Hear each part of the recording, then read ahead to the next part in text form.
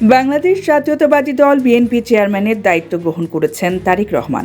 শুক্রবার রাতে গুলশানে দলের কেন্দ্রীয় কার্যালয়ে জাতীয় স্থায়ী কমিটির জরুরি বৈঠক শেষে এ তথ্য জানান বিএনপির মহাসচিব মির্জা ফখরুল ইসলাম আলমগীর।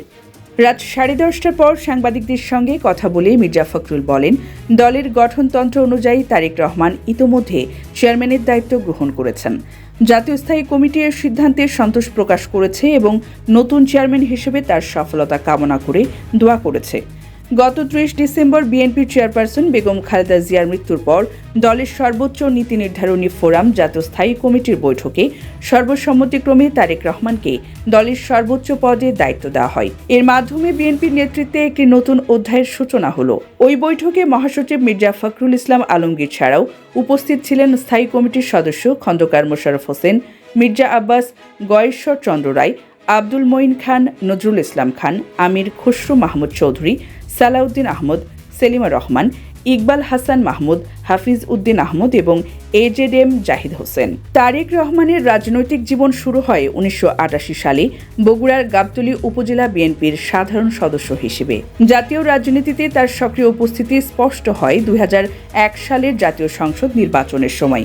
ওই নির্বাচনে দলের কৌশল নির্ধারণ ও মাঠ পর্যায়ে সংগঠন শক্তিশালী করতে তিনি গুরুত্বপূর্ণ ভূমিকা পালন করেন।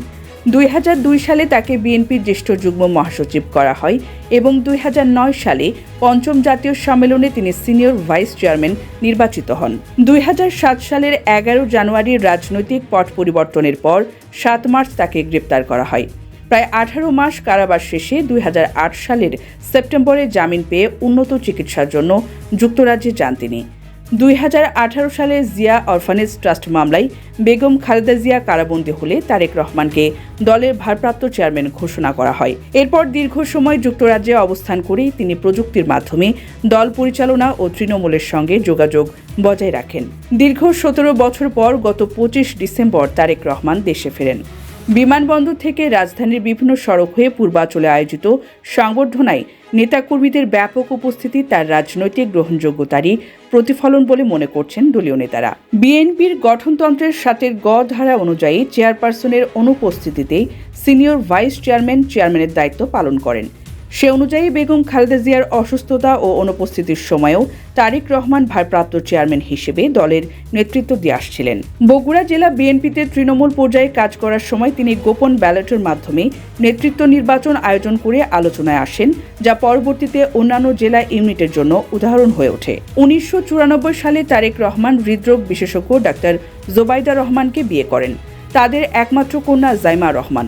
রাজনৈতিক জীবনে নানা বিতর্ক ও প্রতিকূলতার মুখে পড়লেও দলের সাংগঠনিক নিয়ন্ত্রণ ও নেতাকর্মীদের সমর্থন নিশ্চিত করে অবশেষে বিএনপির সর্বোচ্চ নেতৃত্বে এলেন তারেক রহমান। স্মরণী আহমেদ, ডেস্ক নিউজ, অগ্রযাত্রা প্রতিদিন। অগ্রযাত্রা প্রতিদিন, নির্ভীক প্রত্যয়ে উজ্জীবিত।